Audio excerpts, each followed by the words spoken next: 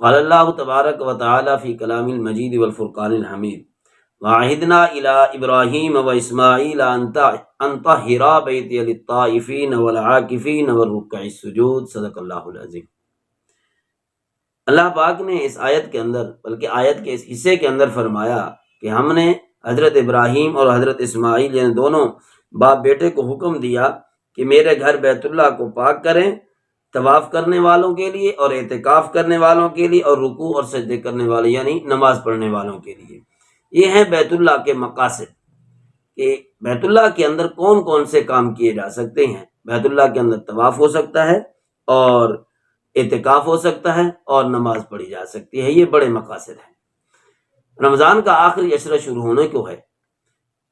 اس کے اندر اللہ رب العزت نے رمضان المبارک کی اور ساری فضیلتوں کے ساتھ ساتھ یعنی جتنے بھی پیکج اللہ رب العزت نے دیے کہ نفلوں کا ثواب فرضوں کے برابر، فرضوں کا ثواب 70 گنا، وہ بھی باقی رکھتے ہوئے، سحری افطاری کا ثواب باقی رکھتے ہوئے، فضیلتیں ساری کی ساری برقرار ہیں پہلے والی۔ اب مزید 2 چیزوں کا اللہ رب العزت نے اور موقع دے دیا کیونکہ یہ ختم ہو رہا ہے، یہ پیکج، یہ مہینہ، یہ فضیلتیں ختم ہونے کو ہیں کہ 10 دن باقی رہ گئے، تو مزید ہم چانس دیتے ہیں کہ اپنے آپ کو بخشوانے کے، کہ اپنے آپ کو بخشوا لو، توبہ کر لو سچی۔ تو فرمایا ایک تو ہے اس میں اعتکاف، یعنی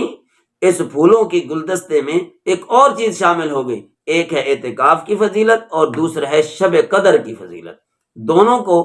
انسان حاصل کر سکتا ہے۔ جو آدمی اعتکاف میں بیٹھے گا اس کے لیے تو بہت آسان ہے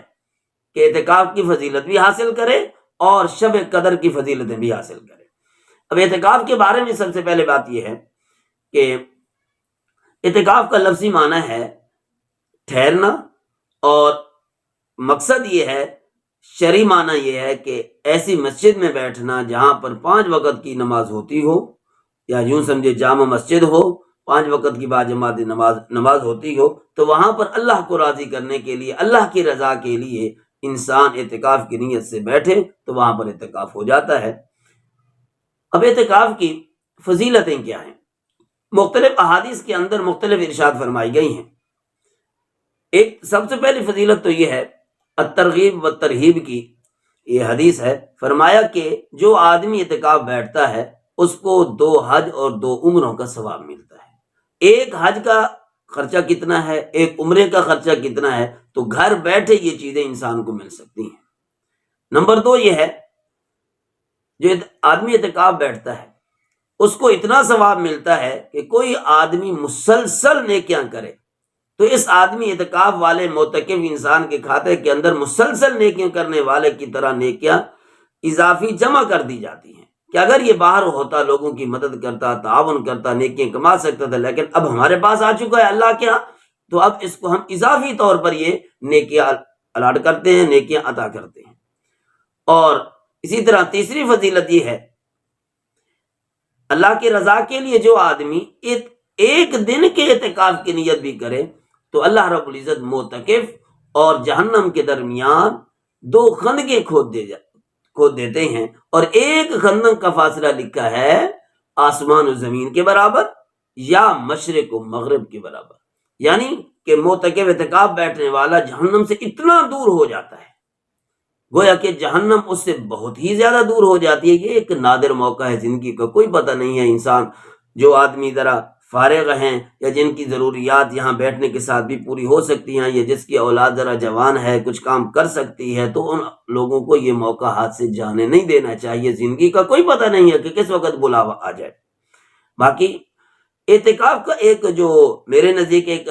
میری سمجھ میں ایک آسان انداز آتا ہے، اس کا مقصد ہم یوں طے کر لیں کہ جو آدمی کسی کو راضی کرنا چاہتے ہیں، بار بار جانے سے راضی نہیں ہوتا، تو ہم کیا کرتے ہیں، اس کے دروازے پہ بیٹھ جاتے ہیں۔ عرب کے اندر یہ دستور بھی ہے، اور قومیت اور لسانیت والے جو لوگ ہیں ان کے ہاں بھی یہ طریقہ کار ہے کہ اس کے دروازے پہ بیٹھ جاؤ، اپنے سر کی پگڑی اتار کے ان کے دروازے پہ رکھ دو، ان کے پاؤں میں ڈال دو، اپنے حتیٰ کہ قمیض اتار کے ان کے سامنے رکھ دو، بار بار ان کے دروازے بجاؤ۔ عرب کے اندر یہ عام رواج ہے کہ کوئی آدمی کسی کا قتل ہو جائے تو مقتول کے دروازے پر معافی مانگنے کے لیے ایک طریقہ یہ کیا جاتا ہے۔ اس کو ہماری زبان میں آج کل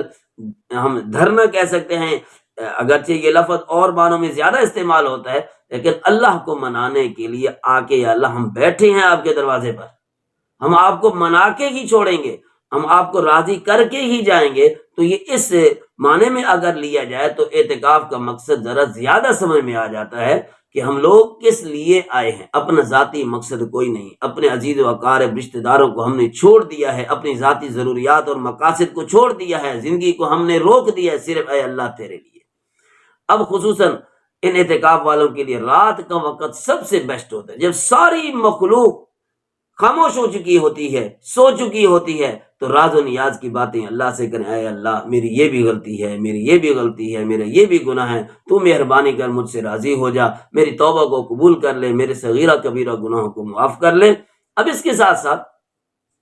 انسان کو بار بار نیت درست کرنی چاہیے کہ میں اللہ کی رضا کے لیے آیا ہوں، دکھلاوے کے لیے نہیں آیا۔ بعض دفعہ لوگ تعریف کرتے ہیں کہ آپ لوگ آئے بیٹھے ہیں، اللہ نے آپ کو قبول کیا ہے، یا یہ ہے کہ آپ بہت اچھے لوگ ہیں، نیکیاں کر رہے ہیں، اس میں بار بار اپنی نیت کو ٹٹولے۔ نیت جتنی مخلص کریں گے انشاءاللہ اللہ پاک اتنا ہی اجر عطا فرمائیں گے۔ باقی اعتکاف کے 3 قسمیں ہیں۔ واجب ہے، جو آدمی انسان منت مان لے وہ کہ میرا یہ کام ہو جائے تو میں یہ اعتکاف اتنے دنوں کے بیٹھوں گا، تو یہ واجب اعتکاف ہے۔ اور دوسرا اعتکاف سنت ہے، وہ کون سے؟ سنت علی الکفایہ، یعنی ایسی سنت جس کو ہر مسجد کے باسیوں میں سے متعلقین میں سے ایک آدمی ضرور ادا کرے، اگر ادا نہیں کرے گا تو سارے لوگ سنت کے تارک شمار ہوں گے۔ تو آخری عشرے کا اعتکاف سنت علی الکفایہ ہے، یعنی سنت بھی ہے، اور جس طرح فرض کفایہ ہوتا ہے یہ بھی سنت علی الکفایہ ہے، تو ایک آدمی لازمی بیٹھنا چاہیے۔ اور ایک ہے نفلی اعتکاف، وہ تھوڑا سا ہی ہوتا ہے کہ زیادہ بھی بیٹھ جائے، تھوڑا سا وقت بیٹھ جائے، وہ اس کی اپنی مرضی پہ ڈیپینڈ کرتا ہے کہ نویت سنت الاعتکاف ما دمت فی ھذا المسجد، جب تک میں مسجد میں رہوں گا میرا اعتکاف ہے۔ اور یہ اعتکاف جو ہے